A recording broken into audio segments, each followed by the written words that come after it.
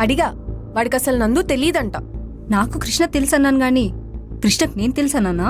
అంటే సరిగ్గా చెప్పు, క్లారిటీ కావాలి. చెప్పు నందు, మార్నింగ్ నుండి నాకు కూడా క్యూరియాసిటీ ఆగట్లేదు. ఉఫ్, సరే చెప్తా. మీకు సింధు తెలుసు కదా? సింధువా? నీ చెల్లి కదా? హా, బీటెక్లో కృష్ణగాడి బ్యాచ్లో సూర్య అని ఒకడు ఉండేవాడు.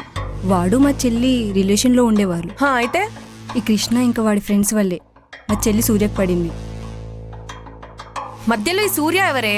కృష్ణ ఫ్రెండ్. వాడెవడైనా కానీ కృష్ణకి నీకు ఏమైనా పర్సనల్ గొడవలు ఉన్నాయా?